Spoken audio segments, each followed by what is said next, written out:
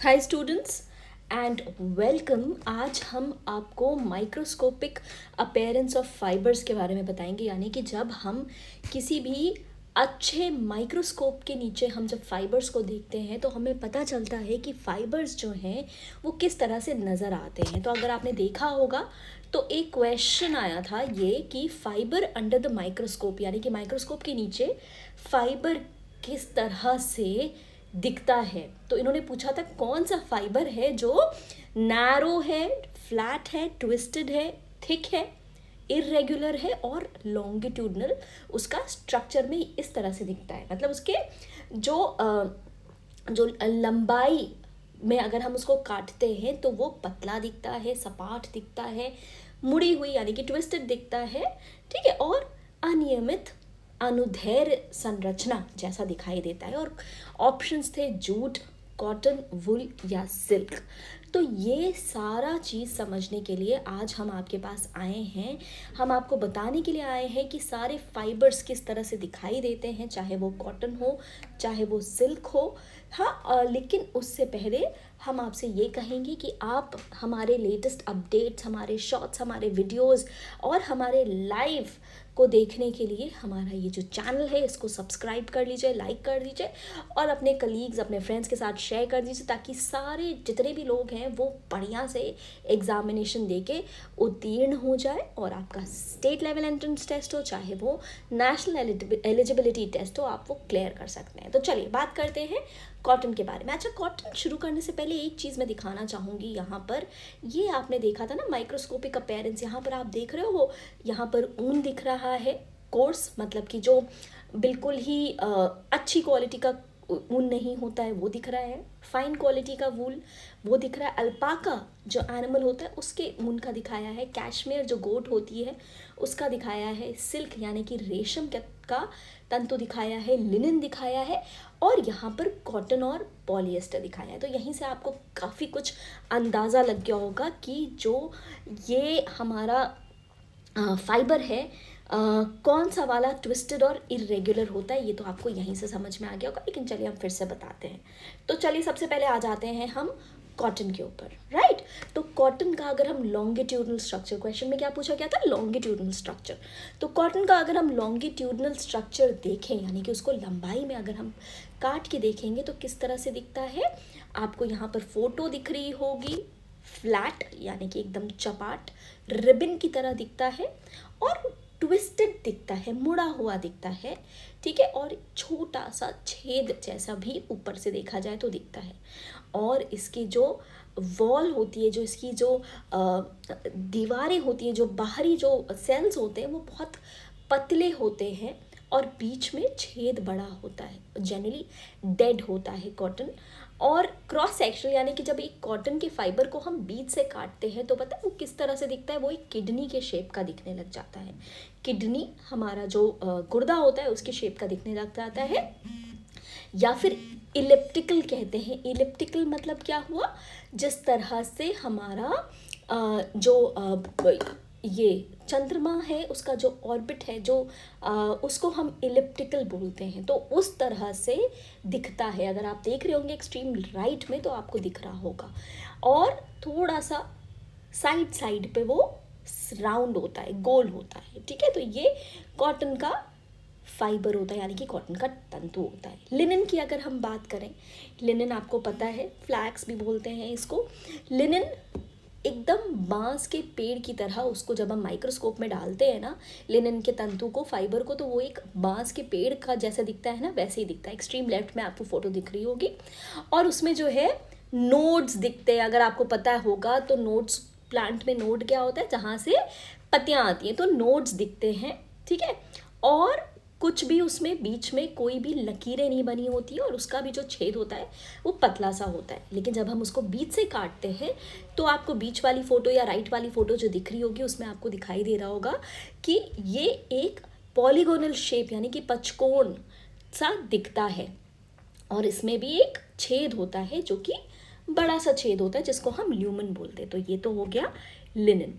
ऊन या ऊल या वुल की अगर हम बात करें तो ऊन, जैसे आपने कभी अपने बालों को अगर माइक्रोस्कोप में देखा होगा, बहुत सारे एड्स आते हैं जिसमें हेयर को दिखाते हैं माइक्रोस्कोप के अंदर, तो आपने लेफ्ट साइड में जो फोटो देख रहे होंगे वैसे ही होता है, बिल्कुल एकदम हमारे सर के बाल की तरह। ठीक है, ये प्रोटीन होता है, आपको पता है ये फाइबर प्रोटीन होता है, सिलिंड्रिकल होता है यानी कि बिल्कुल सिलेंडर के शेप का। इर्रेगुलर, इर्रेगुलर मतलब क्या हुआ कि एक ही तरह की लंबाई या चौड़ाई नहीं होती है, रफ होता है, खुरदरा सरफेस होता है और उस पर स्केल्स बने होते हैं। ठीक है, उस पर स्केल्स बने रहते हैं। स्केल्स मतलब क्या हुआ, जैसे मछली की स्किन खुरदरी होती है वैसे ही इस पर भी स्केल्स बने रहते हैं जो हमारे बालों की तरह होता है बिल्कुल। और एकदम अगर हम कोर्स वूल फाइबर्स लें जो कि बहुत रफ होते हैं तो उसमें एक मेडुला टाइप का दिखता है बीच में। ठीक है, क्रॉस सेक्शनल यानी कि जब बीच से काटते हैं तो ये राउंड होता है, एकदम राउंड होता है और उसमें 3 लेयर्स होते हैं। जैसे हमारे बाल में, हमारा स्किन में लेयर्स होते हैं वैसे इसमें भी लेयर्स होते हैं। क्या होता है, सबसे बाहरी लेयर एपिडर्मिस की होती है, फिर कॉर्टेक्स की होती है और सबसे लास्ट में मेडुला हो जाता है। चलिए आ जाते हैं सिल्क पे। और सिल्क बताने से पहले फिर से एक बार आपको रिमाइंड करूँगी कि अगर आपको मेरा ये सेशन अच्छा लगता है मेरे रिकॉर्डेड वीडियो का तो आप मेरे लाइव क्लास पे ज्वाइन करिएगा और हमारे चैनल को सब्सक्राइब कर लीजिए, लाइक कर लीजिए और शेयर कर लीजिए। सिल्क की अगर बात करें लॉन्गिट्यूडनल स्ट्रक्चर की, तो यहाँ आपको लेफ्ट हैंड साइड पे सिल्क दिख रहा होगा, थोड़ा सा मैं जूम कर देती हूँ। ये सिल्क किस तरह से लग रहा है, स्मूथ सा सर्फेस होता है, मतलब एकदम रिबन की तरह सर्फेस होता है।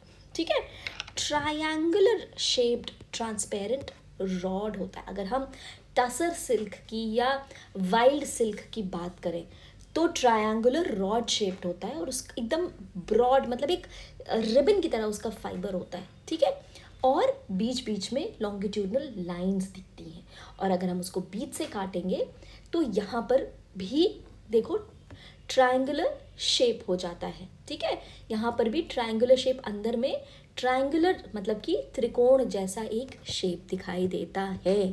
ठीक है, तो अगर कभी त्रिकोण या ट्रायंगल के शेप का क्रॉस सेक्शन के बारे में पूछा जाएगा तो आप समझ लेना कि भाई साहब यहाँ पर बात किसके बारे में हो रही है, सिल्क के बारे में हो रही है। सिल्क के बाद हम आ जाते हैं रेयॉन पे।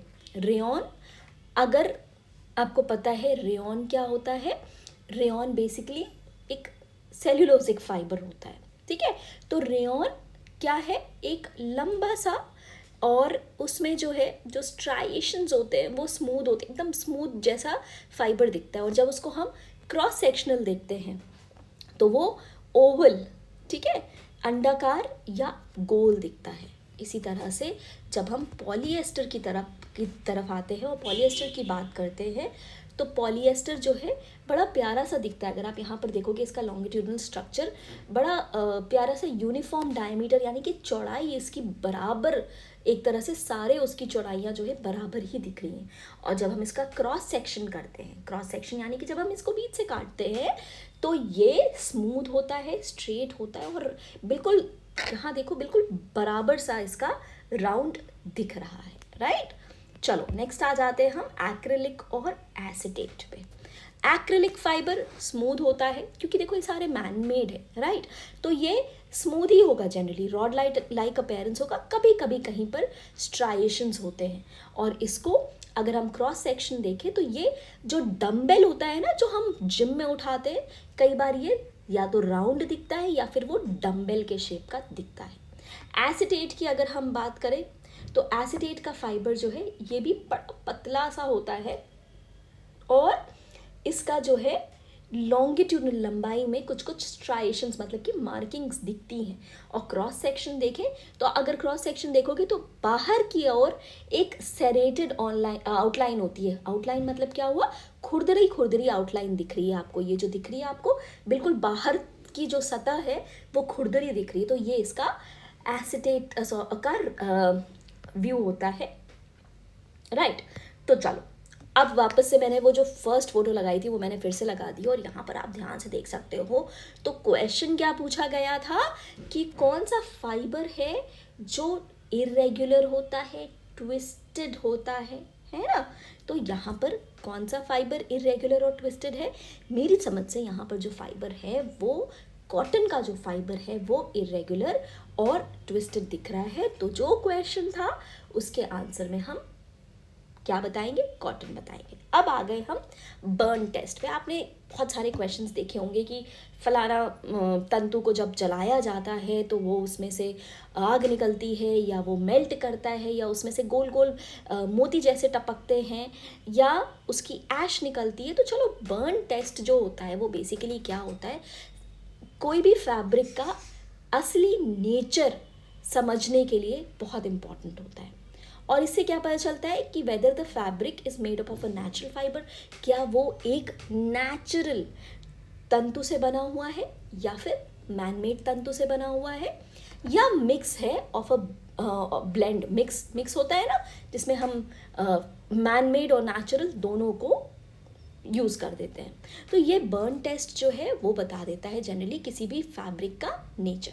तो कॉटन को जब हम बर्न करते हैं, आपको पता है कि कॉटन जो होता है वो एक सेलुलोजिक फाइबर होता है। जब हम इसको बर्न करते हैं तो ये एकदम से आग पकड़ लेता है, हाँ, और बहुत जल्दी बर्न करने लगता है। और उसमें किस तरह की बदबू आती है, जैसे जब हम कभी पत्तियों को जलाते हैं ना, तो उसकी जो बदबू आती है वही बदबू आती है। और कई बार आपने देखा होगा, आपने दिया बत्ती जलाई होगी हमेशा, तो वो कॉटन ही तो होता है ना, कपास ही तो होता है जिसको हम जलाते हैं, ठीक है। उसको जब हम बुझाते हैं, जैसे कि हम जब मोमबत्ती को बुझाते हैं, तो उससे जो महक आती है वही महक कॉटन के फाइबर्स को जलाने से आती है, ठीक है। बर्निंग के बाद, उसको जलाने के बाद जो है उसमें एक चमक रहती है, उसमें एक ग्लो रहता है, आफ्टर ग्लो जिसको हम बोलते हैं। और एक स्मेल किस तरह की आती है, जैसे कि जब हम कोई कागज़ को जलाते हैं और जो उसका धुआं होता है वो या तो ग्रे कलर का होता है या वाइट कलर का होता है। The ash is fine, soft and it can be easily crumbled, यानी कि आराम से, जैसे हम पेपर को जलने के बाद हम उसको जो है जब हाथ में लेके मसलते हैं तो आराम से वो ऐश में बदल जाता है, वही चीज़ कॉटन के साथ होती है। लिनन भी सेलुलोजिक फाइबर है, लेकिन कॉटन से देर लगती है उसको जलने में, ठीक है। और इसका जो ऐश होता है वो बहुत बिखरा बिखरा ब्रिटल होता है, आसानी से टूट जाता है। यहाँ पर देखो आप, जो इसका ऐश दिख रहा है वो आसानी से टूट रहा है, ठीक है, और इसका आसानी से टूट नहीं रहा है, ठीक है। Fabric closest to the ash is very brittle. और कैसे करेंगे हम, जैसे हम एक कैंडल को बुझाते हैं ना, वैसे ही हम लिनन के फाइबर को बुझा सकते हैं, ठीक है। अब बात करते हैं ऊन के बारे में। ऊन, अब कभी गलती से आपने अगर अपने बाल जलाए होंगे, हम अक्सर यही करते थे कि हम अपने बाल बचपन में क्या करते थे, कैंडल के जो बाल निकल जाते ना, हाथ में आ जाते कोम करते करते, उसको जो है हम कैंडल के आगे जलाते हैं। तो ऊन क्या होता है, ये एक प्रोटीन फाइबर होता है, बट इसको जलाने में टाइम लगता है और सिल्क से ज़्यादा टाइम लगता है इसको जलाने में, ठीक है। और कभी अगर आपने अपने बाल जलाए होंगे तो आपने देखा होगा कि एकदम अजीब सी एक महक भी आती है, और अजीब सा वो फाइबर का जो हेयर फाइबर होता है, अजीब सा उसका एकदम से जो है वो टर्न और ट्विस्ट हो जाता है ना, कर्ल हो जाता है। तो ये कह सकते हैं कि जो फाइबर्स होते हैं, ठीक है, वो डिफ़िकल्ट होता है उसको बर्न करने में, क्योंकि वो बुझ जाता है, ठीक है। और ये जो स्मेल होती है वो बिल्कुल जैसे हम बाल जलाते हैं उसकी स्मेल आती है। और क्या होता है, ये कर्ल कर लेता है, जैसे कभी बाल जला के देखो कभी, तो वो कैसे कर्ल कर लेते हैं, वैसे ये फाइबर भी कर्ल कर लेता है। एंड इट लीव्स बीड्स, और जब ये टूटता है तो इसमें एकदम छोटे छोटे छोटे छोटे मोती जैसे टुकड़े निकल के आते हैं, दिखते हैं, जो कि हम जब उसको उस पर उंगली रखते हैं तो वो आराम से क्रश हो जाते हैं, खुद से बुझ जाता है, ठीक है। तो ये हो गया आपका वुल। अब आ जाते हैं हम सिल्क पे।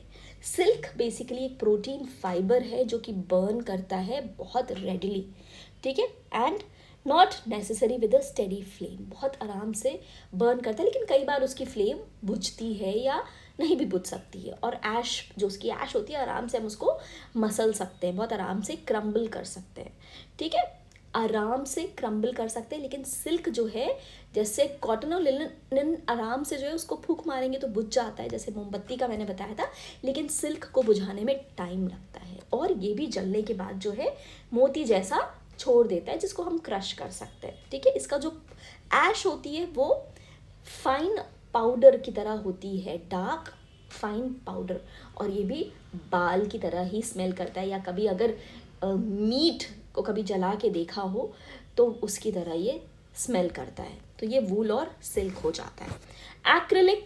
एक्रिलिक्स भी बर्न जब करते हैं, उसको जब जलाते हैं एक्रिलिक को, तो वो बर्न करने लगता है और वो रेडिली बर्न कर जाता है, मतलब बहुत जल्दी बर्न करना शुरू कर देता है। और एक्रिलिक का जो कई बार हम लोग कंबल ओढ़ते हैं ना, और उसमें अगर गलती से अगर हमने माचिस की तीली जला के डाल दी तो वो एकदम से जो है बर्न करना, जलना जो है वो शुरू हो जाता है, और उसकी जो ऐश होती है वो बहुत हार्ड होती है, बहुत ही कठोर टाइप की होती है, और उसकी जो स्मेल आती है वो बिल्कुल एकदम जैसे लगता है एसिड वाली स्मेल आ रही है। तो ये जो एक्रिलिक के कंबल होते हैं, कभी ये जल जाते हैं तो उसमें से एकदम गंदी सी एसिड जैसी स्मेल आती है। एसिटेट फाइबर की अगर हम बात करें तो ये भी जो है कैसे बर्न करता है, एक फ्लेम की तरह बर्न करता है, जो कि फ्लिकर करती रहती है, और बहुत जल्दी इसको भी हम बुझा नहीं पाते, क्योंकि एसिटेट सेल्यूलोज के साथ ये एक इसमें सेल्यूलोज को यूज़ किया जाता है। It is a man made fibre, जिसमें सेल्यूलोज जो बचा खुचा सेल्यूलोज होता है उसको यूज़ किया जाता है। तो ये जो सेल्यूलोज होता है जब जलता है ना एसिटेट, तो ये जो सेल्यूलोज है ये चूता रहता है, ड्रिप करता रहता है, और इसकी जो ऐश होती है बहुत ज़्यादा हार्ड होती है, और कैसे लगता है जैसे कोई लकड़ी या कोयला जला रहे हैं ना, उसी तरह से ये आता है। और फिर आ जाते हैं हम पॉलीएस्टर पे। पॉलीएस्टर को अगर हम जलाते हैं, अक्सर आपने देखा होगा कि कई बार जब हम प्रेस से, आयरन से जब हम कपड़ा प्रेस करते हैं और वो पॉलीएस्टर का होता है, तो वो ज़्यादा टेम्परेचर पे ना वो एकदम से मेल्ट कर जाता है, ठीक है, and it melts and Burns at the same time, और मेल्ट भी करता है और जल भी जाता है, क्योंकि हम उसके सामने फ्लेम लेके जाते हैं। और क्या होता है, ये चिपक जाता है, हमारी प्रेस पे भी चिपक सकता है, या फिर वो जिस सरफेस पे हमने वो ड्रिप कर रहा है, जिस सरफेस पे उसका मोम गिर रही है, फाइबर गिर रहा है, वो जो है वहाँ पर जाके चिपक जाता है, ठीक है। काला सा स्मेल आता है, काला सा जो है उसका कलर हो जाता है, और स्वीट सी स्मेल हो जाती है, ठीक है। नायलॉन के भी कपड़े आपने खूब जलाए होंगे अगर प्रेस में जलाए होंगे तो। वैसे नायलॉन जो है ये मेल्ट करता है और उसके बाद बर्न करना शुरू करता है, और अगर पहले मेल्ट करता है, पहले ये जो है मेल्ट हो जाता है, और अगर उसको फ्लेम मिलती रही, यानी कि आपने माचिस को हटाया नहीं या आपने जलती हुई तीली को हटाया नहीं उस फाइबर से, तो ये जो मेल्ट हुआ फाइबर होता है वो जलता है बहुत जल्दी से। तो अगर हम एक फ्लेम रख दें मेल्टिंग नायलॉन पे, तो कैसा लगता है जैसे कि प्लास्टिक को हम बर्न कर रहे हैं, उस तरह का स्मेल आती है, ठीक है। And last but not the least आ जाता है हमारा रेयॉन। रेयॉन क्या होता है, एक रीजेनरेटेड सेल्यूलोज फाइबर है, ये तो आपको पता है, और जिसमें सेल्यूलोज ही ज़्यादा होता है। और ये क्या होता है, जब इसको बर्न करते हैं तो इसकी स्मेल किस तरह से आती है, जैसे हम पत्तियों को जला रहे होते हैं। तो ये था फ्रेंड्स हमारा rayon, nylon, polyester, acetate, cotton, silk, wool, linen, इन सब का बर्निंग टेस्ट और इनका माइक्रोस्कोपिक अपीयरेंस। और यहाँ पर ही हमारी क्लास आज ख़त्म होती है। आई होप आपको आज की क्लास पसंद आई, और इस तरह की अगर आप क्लासेस और चाहते हैं तो आप हमारे चैनल को सब्सक्राइब कर दीजिएगा, बेल आइकन को दबा दीजिएगा, और साथ ही साथ कोशिश ये करिएगा कि आप इसको शेयर कर सकें, ताकि ज़्यादा बच्चों को मिल सके और आपको फिर ढूंढने में प्रॉब्लम नहीं होगी हमारे चैनल को। तो चलिए, with this I wish you all the best, take care, good wishes and keep safe, bye bye.